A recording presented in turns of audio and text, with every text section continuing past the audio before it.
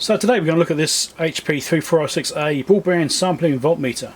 I've had this thing sitting around for 8 or 9 months probably, something like that. I don't think I've even powered it up yet. I've had it sitting on my pile of things to do. I'm doing a live stream right now and the vote on the live stream was to look at this thing next.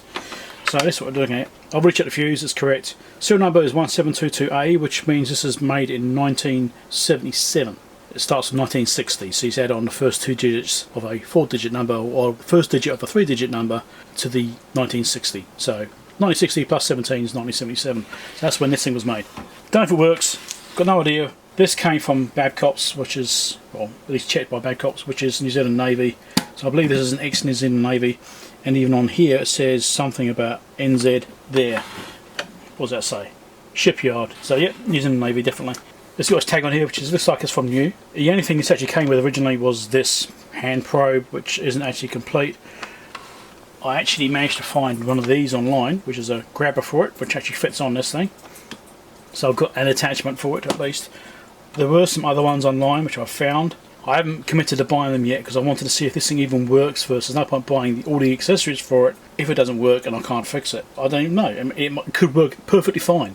Never powered it up. It does volts and decibels depending on the scaling you've got set across here.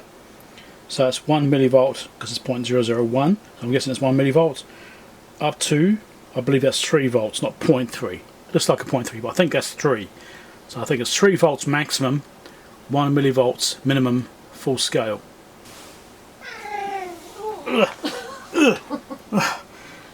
Don't drink my coffee. All 7 kilos of them. This cat is huge. So let's power this thing up for the first time. I've got a power plug in the back, so you can see the hoppy meter at the back here, or the knockoff hoppy meter. I'm not quite sure.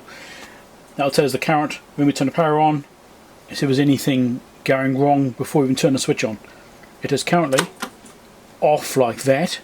In is off, because that makes total sense. And we'll power it up. You ready?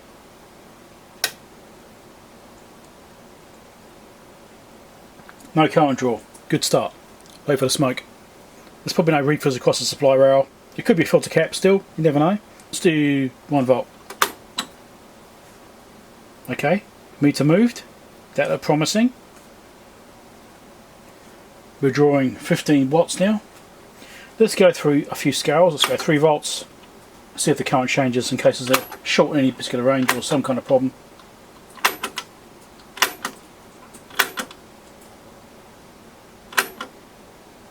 That all seems fine. Back to 1 volt. There's a calibrate port down here, so let's plug this into the calibrate port. I'm going to take this sleeve off here. Chuck it in. It says 1 volt on the 1 volt range, so we should get 1 volt. And mind you, we've got a zeroing to do. The zeroing thing here. Let's do this zeroing. Yeah, that's good enough. Plug that into the port again. And I'm getting nothing. Some smart ass in the chat said, why don't you push the cow button? So I pushed the cow button. Oh look. Well done, smart ass on the chat.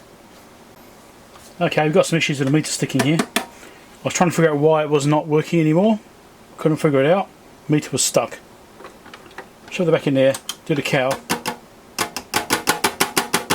Meter is sticking.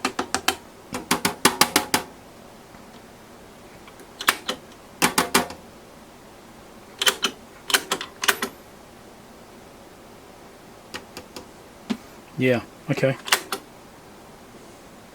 Interesting, it says 1 volt here though. So I'm confused by this now because I would have thought that would be 1 volt over there. But apparently it's not. Apparently that's 1 volt. What? Should I read the manual for this thing? I've got my Siglent SDG2104 X AWG set up to do 10 kHz at 1 volt RMS. So I'll hook us onto here and we'll get the negative and just touch it on there, and we're getting another.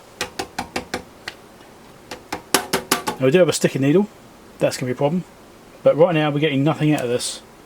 Ah, no. That will help if I turn the output on the AWG. Output on.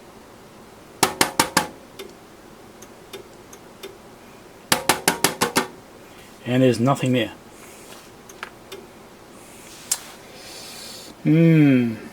Interesting. So, you have to pull this thing apart, I think, and have a look and just see what's going on inside, see if there's anything obvious, maybe do some voltage checks. It doesn't appear to be responding to input voltage, but it is responding on the calibrate output here, but the 10 millivolt range, not the 1 volt range, and it says 1 volt here. So I'm a bit confused by that part. Either that or someone's messing with this little knob here and it's completely out of whack and it's not actually outputting the right voltage. Possible. This is last due in 2001 is when it was due last. So let's remove the top cover, and we've got another cover. A whole bunch of information about the adjustments inside it. Look at this beauty. Look at that gold in there. Gold plate circuit board. Very nice. That's the old HP quality for you. Now it's got board edge connectors in the back here, so these cards would actually come out that way. That seems to be like a top chassis panel here, so I can actually see a frame underneath it. But on this side there's like a few electrolytic caps. Not much. There's a tantalum. Those would be electrolytic. There's another tantalum there. And there's no signs of any leaking, so they're probably perfectly fine. This kind of equipment had really high quality caps in. They might still be perfectly good. So I was taking the bottom cover off thinking maybe I can get the circuitry on the bottom, and yeah, nah. But what I've noticed is this screw here, it's got like a, you can probably see the dent there, it's like a depression around that screw. So maybe it has had an impact. It's a bit unusual to have a dented chassis on a piece of gear like this unless it's been impacted somehow. Let's take a side panel off.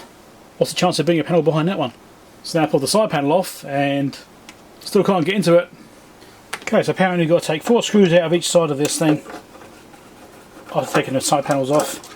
That will then release the top panel, this top cage here, and we'll see what happens then. Apparently then it will hinge. We'll have a look inside and see what's going on. The main thing I want to do is look at power supplies. There's a screw in the middle here which I have to take out. That has now been taken out. This now moves. Look at that. This cable's in here. Well, it's been done. Folds out. Board edge connectors here. Interesting stuff. There's some transistors in the deal, I think. But looks at those footprints. Some TO3s. And this says 0986. So although the serial number on the back of the unit says 17, which tells me 1977, the dates we're seeing in some of these things look newer. I mean, even the board designs look a bit newer than that. So this has got 86 on there, on that cap. That may or may not be a day code, it may not be a day code. But we've got stuff on the other side, the other caps say 84. Again, may or may not be day codes, but they probably are. But as far as the way this looks, it looks immaculate. I'm trying to see if there's any like capacitor leakage going on or anything like that. But I cannot see anything. There's a tantalum, so that won't be a problem. Well, it's very unlikely to be a problem. It's just nice. And I can't see anything visually which would stand out as being a problem. Well, I just tested a bunch of caps on the top board and they seem fine. Let's try and test these ones as well. I want to try and get a shot of this, but you can't really see it. I think I might just give up with it. Let's try this one here. 101 microfarad, 0.58. That's fine. In circuit leaky, but 0.52, that's fine. The in circuit leaky thing I'm not worried about, that happens. There we go, 0.43, 90 microfarad. That's a tantalum, so that'd be fine. Can almost guarantee it'll be fine. 0.6, 97. 0.2. 0.48. 0.45. They all looking fine. I mean, this one here is a tantalum. Let's just quickly look at it anyway. I expect it's got nothing wrong with it though. 0.3, yeah. It's like every cap is fine. Obviously, you've got these big caps here. 450 microfarad, 50 volt, and the same, both the same. 617 at 0.1, 480 at 0.1 again, or 0.17, so they're fine too. So I don't think there's any problem with those. At least not the ones I can get to. Now, you have an issue with the meter still. with it sticking. It could just be dirty switches. I mean, the switches could need to get clean. It's entirely possible that it could just be bad switches and they need to go clean up, because mechanical stuff often has issues, this kind of age anyway. So it's likely what's going to be wrong. So I think I need to try and get to the back of these switches and put some deoxit in there and try and clean those up. And there's another little cover here which I think I can remove. I think I can take that off. I think it's got 2 screws, so I can take the cover off. Let me show you that. So just in here. So I think take those 2 screws out, I think the cover will come off. It appears that way, and I think then I can get to those switches and try and get some deoxit in them and give them a clean up. And that may be part of the problem. Again, I've got to think about how I get this meter out, because that's something I'm probably going to need to look at as well. It may free up with usage, but I doubt it. So I've taken the cover off, and there's the switches underneath. And as you can see, they're actually open constructions. It's like a PCB with the contacts being pushed through them. So these are all completely accessible. You can see the contacts moving backwards and forwards. So in a way that's good, because it means that it's easy to get into to clean it, because I can get the contact spray straight in there. Also in a way it's bad, because any dirt and stuff can equally get in there, but the inside of this thing's pristine, so dirt isn't really going to be an issue. Maybe oxidization will be an issue. So I'm going to put some contact cleaner in this stuff with the deoxit stuff. I'll put it through all those switches, and it's going to need it, but hopefully it helps things a little bit. So powered it up, put it 1 volt range, push the power button. We're getting 1 volt. That is actually working now. Before we didn't have that. Zeroing's working.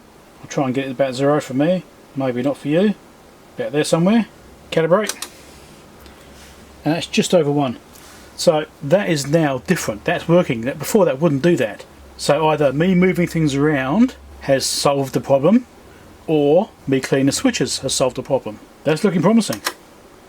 Let's try injecting some signal into this thing and see if it registers it. So I'm still injecting 1 volt RMS at 10 kilohertz. We're getting that, and now it's gone, and it's come back. Dodgy connections. Okay, let's try something else. Let's stick this. That is not a negative probe though. Let's just shove it on there. We'll stick this on here. Yeah, definite dodgy connections on something.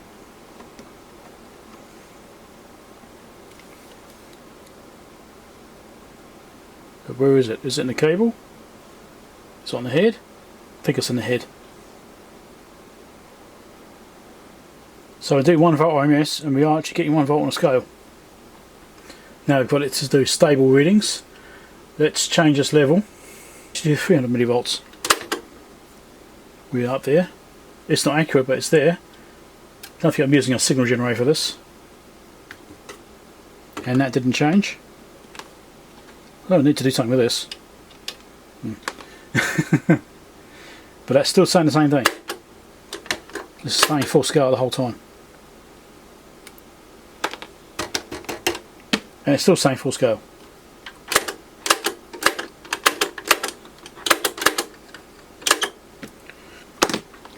Well, that's not the same. It was working. Oh, let's check for any ripple on the supply. I think I'm going to be there as negative, potentially. This is marked as minus 15 volt rail. I should definitely turn it on first. No apparent ripple, at least nothing in the millivolt range. And you're getting 14.97, that's fine. And the other one over here, which is marked as plus 15. 15.024, and no apparent ripple. Well, those look good. Let's do millivolts AC, and just look more closely. Yeah, that 4 millivolts on the minus rail, and about 2.5 millivolts on the positive rail. That seems fine.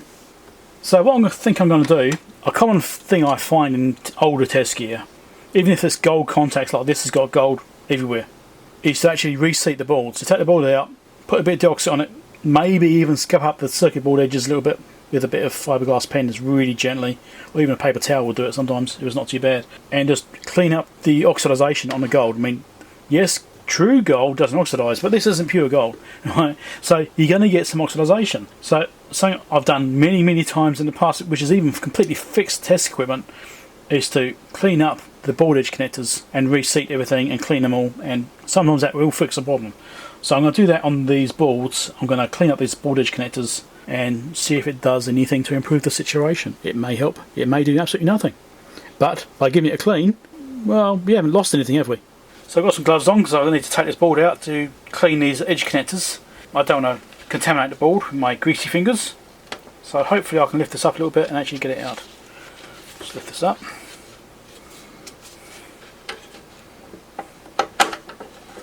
Okay. There is the board. And there is a little bit of tarnishing on there, but it's not much. And there's the back of the board. All very nice. But like I said, I'm going to give this a clean anyway. I shall refit it after that. So I've cleaned up the board edge connector with some paper towel and a bit of deoxit. I'm just going to seat it back in again. Hopefully, it's a bit tight. So I'm going to basically push it in a few times and pull it back out again, just to give it a bit of a scrape. But it's actually having trouble getting back in. I'm having trouble getting that back in again. It's really tight. Doesn't want to go in. That's what she said, isn't it? So I've done the top board now. That one's back in place. Certainly was a challenge getting it in there. Now I'm going to do this board. Do exactly the same thing. Take this one out, clean the connections up, and see how that goes. But the other one was really hard to get back in. I was quite surprised how tricky that was.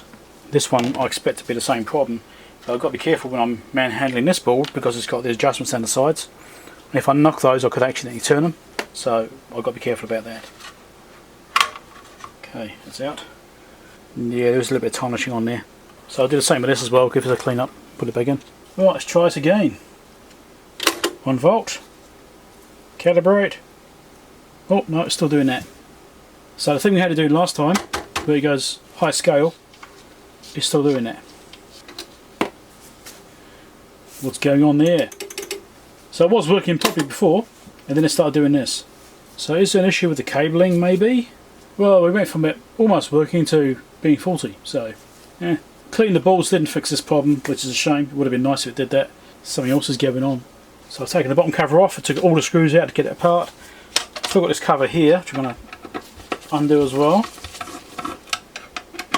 And that should give me access to the connector for the probe, I believe. Right, there we are. Probe connector. Unplug that and reseat this as well. And check this out for any problems. You get some tarnish on there as well, so this needs cleaning. We shall do that. Now I might take this screw off here so I can lift it up more. These are using the same screws throughout. Cool, that's better. So I'll clean both sides of that. We'll see if that helps. Yes, the video is upside down. Just retesting it again and cleaned up all the connections, and it's still bad. I think I need to sit down with the manual and actually try and do a proper diagnostics process on this and try and figure out what could be causing that meter to deflect like that. Could be a bad connection, it could be a broken wire, could be something as simple as that. So now I'm trying to narrow down why this needle was moving. Is it the probe? Is it a fault with the amplifier built into the probe? I've already got a certainty that the connections themselves are okay. What I've done now is I've unplugged the probe and I'm going to turn it on, and you will see, because I demonstrated it just now, that the needle is still doing it. Works exactly the same way, comes up. And touching around here isn't creating any loading effects or anything like that. Obviously I've got gloves on, but it should still have a effect if it is a loading problem where it's just floating voltages, so it's not that. So I think I've eliminated the probe as the problem. I think it's something else in the circuitry, in the amplifier chain. You know, a leaky transistor or something like that is dodgy now. At least it's not the probe. Well, it seems not to be the probe anyway. So we can eliminate that bit and move on. So I've now hooked up my oscilloscope here to the sample output on the back of the unit, because that's a nice midpoint. And it's actually recommended in the service manual as well as a midpoint for doing troubleshooting, to see if it sort of eliminate half the circuitry either before or after this point. So let's turn the power on and we'll see what we get. Now I'll have to read the manual a little bit, which I've now done. This is referred to as an incoherent sampling voltmeter. So incoherent means it doesn't actually have consistent sample intervals, they vary. And so it generates pulses, and those sample pulses are then averaged out, basically to give you an RMS value or whatever. So a rudimentary way of explaining it. So let's power this up. I'm going to do 1 volt scale, and you'll see it generates pulses on the output there, which is normal. And if I do the calibrate level, but this is a full scale. We've got 1 volt full scale right now, and we're seeing this level and these pulses. And over here we're seeing about 800 millivolts or above RMS values. And if I put the calibrate on, this should actually be doing 1 volt. Nothing changed. If I turn the calibrate back off again, let's get 0.1 volts. No different. 0.01 volts. No different. Okay, so back to 1 volt again. I push the sample button. I unplug the probe from the test point, right, so it's no longer plugged into the calibration point. No difference. Pushing the sample button. No difference. So nothing is changing at this point, which means the fault is before this point. Most likely anyway, it seems to be that's the case. So I've now changed the time base down to 50 microseconds per division, and you can see the jitter here in these pulses. So I plug this back into the calibration point, push the calibration button on. Nothing changed. I was looking for anything which might change. Change ranges, that's now 3 volts, 0.1, 0.01, 0.001. No difference, it's full scale the entire time, and the pulses look the same. Nothing appreciably changing there. I did have a 20 megahertz bandwidth limit turned on. I've just changed it to 200 megahertz in case that's limiting something, because this thing can do like gigahertz in sampling, and just in case that's affecting something. And just going through, checking it again, no difference. So I'm going to do some waveform checking now. So I'm currently looking at Q2 on the AT board with base. As per the service manual, it's supposed to look kind of like that, but it's supposed to be mirrored. There's supposed to be 2 waveforms there. I'm only seeing 1, and it doesn't seem to matter what the time base I've got it set to. There's only single pulses. Right now, you're going to see this jiggling around here, this jitter, because it's running. I can actually stop the sweeping, and that doesn't make any difference. Right, I'm still getting the same result, just without the jitter. So it is 20 kilohertz I'm getting across here as a frequency when it stopped sweeping. So not a jitter, don't worry about that. I'm not concerned by that part at all. But the waveform is kind of right, but it should be mirrored. There should be 2 waveforms, not single. It's only one direction. There's nothing negative, which doesn't match the example given in the manual. So now I'm going to go to the next test point, which is TP1, and the waveform looks correct. It's got these little glitches in it. That's correct, that's what's shown in the example, but again, it's only on one side. This is only on the negative side. There should be a positive side one as well. And the same deal, it doesn't matter what time base I've got it set to, you're only seeing negative side. Okay, there are no positive pulses. It's all negative pulses. So there's something going on there. Polarity issue for some reason. So the next one is on CR1. Okay, so we're getting this waveform which matches basically what's in the example given. It's very slightly different. I've got the higher spike here. In the manual it shows it as being lower then coming up, so it's very similar but not quite the same. The actual principle of the waveform is the same. And on the next one is the opposite. That's on CR2. Right, exactly the same thing. So you've got this ramping here. Right, that's more like what I should be expecting on this one, ramping up instead. So there's a slight difference there. Whether that's an adjustment thing or something, I'm not sure, but it basically matches. Alright, so that looks correct. So those 2 test points look fine. So the next one is A2Q8, but there ain't much happening. So let's bring this down. It does say it's supposed to be. Oh, also in the very first one I showed you, which had only half the waveform there, the voltages were much greater than what is said for the vertical resolution. I think it's actually wrong. The example in the books is 0.1 volts to the centimetre, or division. I had it on 1 volt division to get the same look, which is interesting. Anyway, so this one here, this is supposed to be, this test point here should be 200 millivolts per division, so we'll drop this down a little bit. There you go, 200 there. And 1 microsecond sweep time, well we've got 2 microseconds division, so it's close enough, it's fine. All we've got is this jittery noise here, so let's just reset that. And we've got some little pulses. And if I zoom out, we're just getting those little pulses like that, jittery pulses, which doesn't actually match what's in the diagram. There's that test point there, that is the Q10. We're just getting a pulse. Now the manual actually shows 2 waveforms, one above the other, inverting each other, right? So this would actually be down here as a negative, and it'd be one across the top with a negative pulse. If I bring this out, you'll see there's only ever a positive pulse. There's no negative pulses in here at all. if I stop the sweep, then we'll just get rid of the jitter. That's all that happens then. Right, we won't get this jittery pulses anymore. It'll be the same period, so that won't matter. We're getting kind of the right pulse. The pulse shape looks very similar, but it ain't right. It's like it's lost the polarity. So I'm going to narrow this down a bit. I'm going to test the actual probe itself, because I'm suspecting the probe may be bad based on what I'm seeing. I'm not sure though. I'm not 100% sure. It could be something the probe is driving. But anyway, I'm going to show you some waveforms in a second. This is the probe connection here. So this is the probe comes in. Now the manual actually mentions the white wire and the blue wire.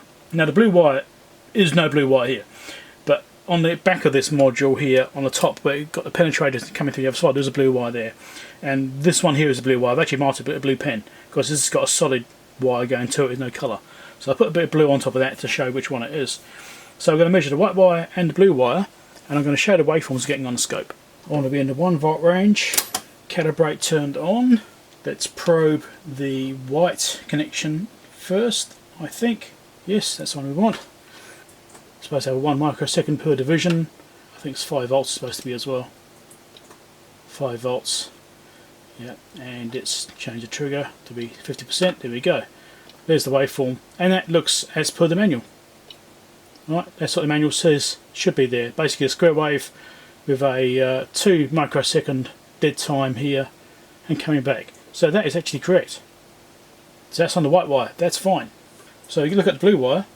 This needs to be a 1 volt division, and you can already kind of see that something's not right. And we're getting this with the jitter here, right? So it's getting this half a teardrop.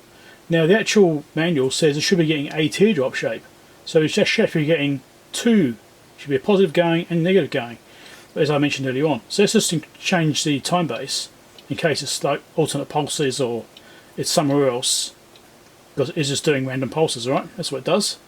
And there we go, zoomed out to 5 milliseconds of division now, and we're only getting positive pulses. There are no negative pulses in here.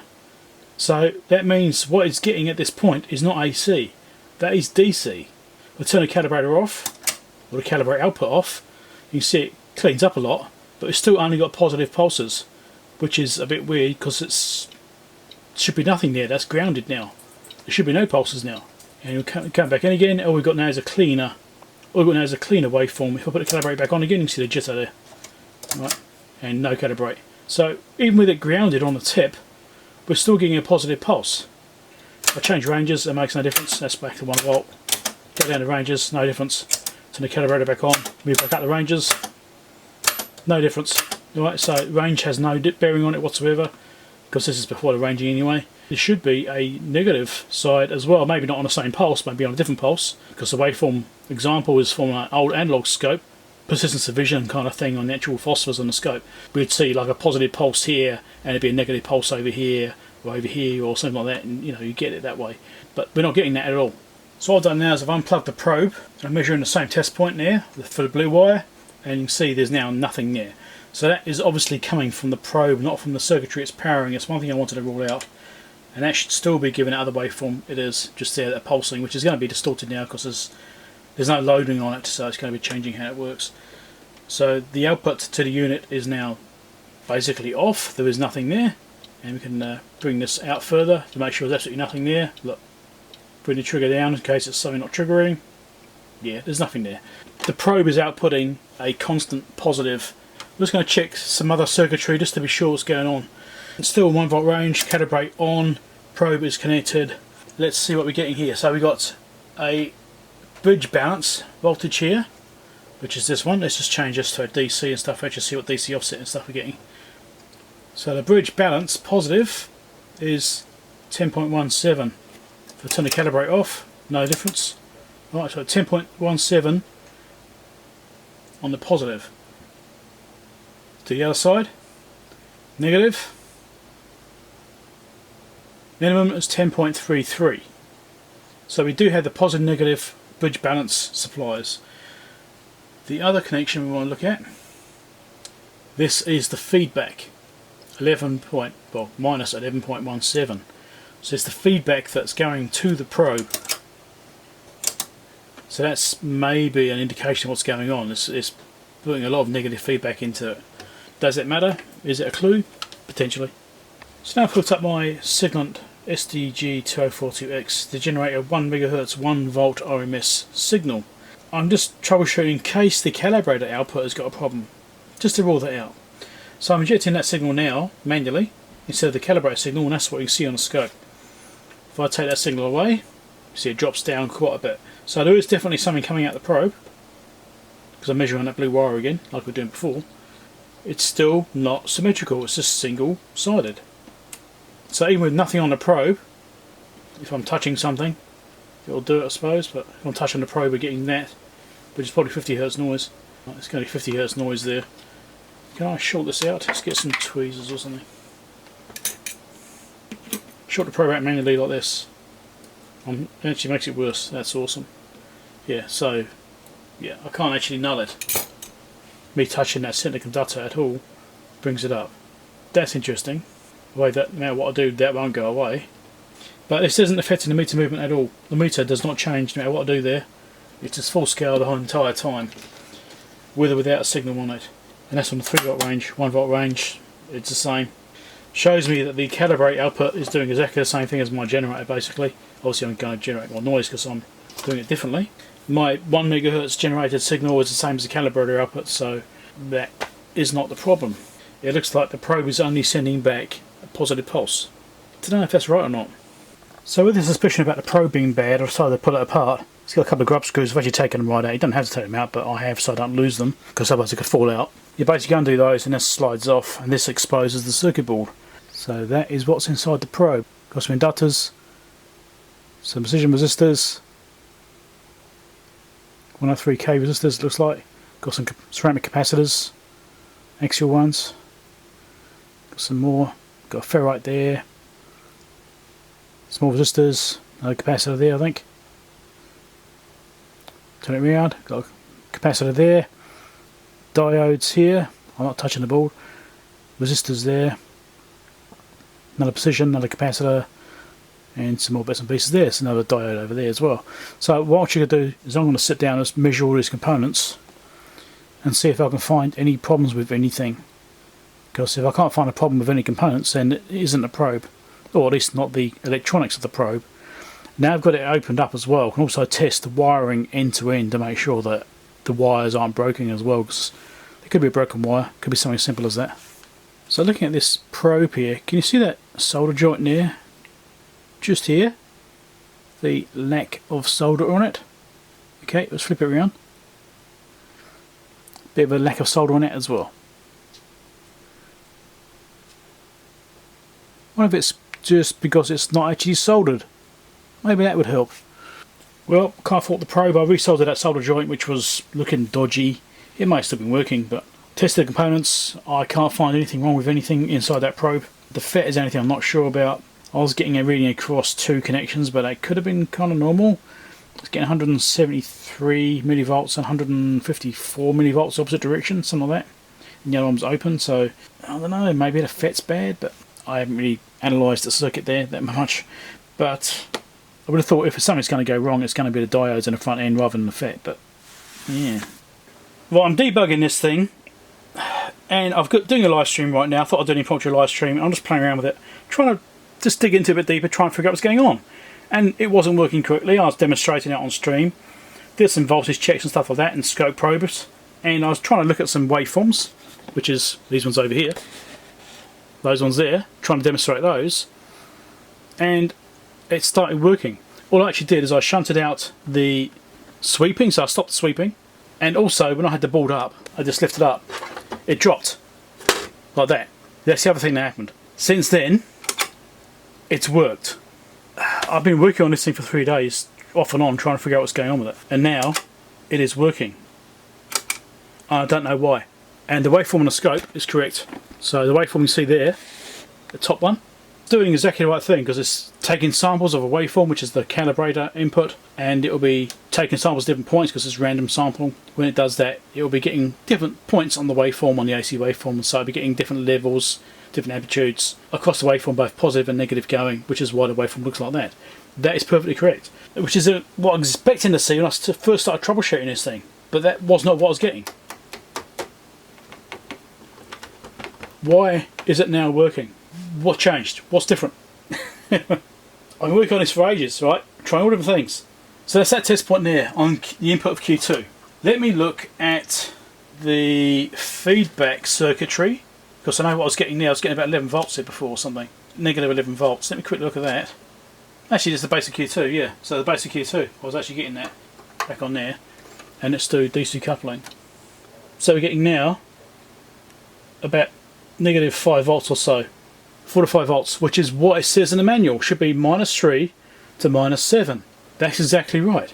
And if I turn the waveform off, that's what we're getting there. -4.8 or 4.6. 4.6 IMS, which is perfect. So the feedback is better. The feedback is working. So the feedback signal changed. We're now getting the correct stuff on the probe, but I don't know what's actually changed overall. I don't know what caused it to work. And that's frustrating.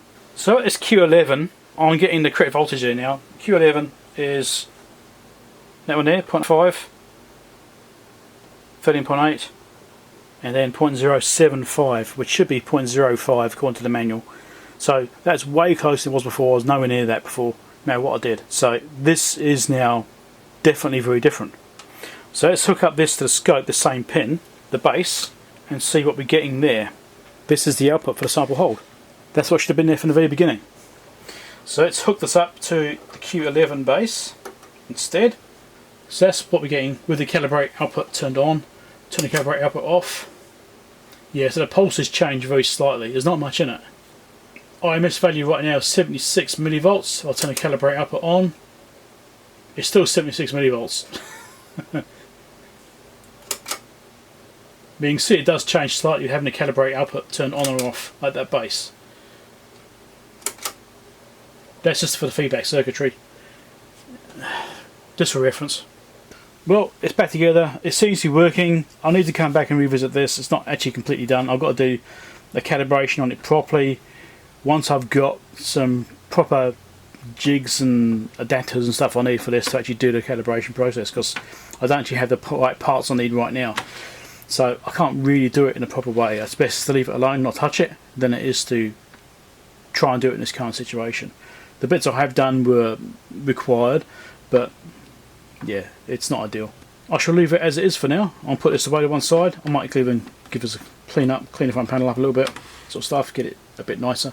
I think that's that one done. Don't forget to check out the videos down below. Subscribe over there if not subscribed. Patreon support link right there if you want to help me to buy a bit of test gear, a bit like this, to fix. Or maybe fix. Whatever. Bye.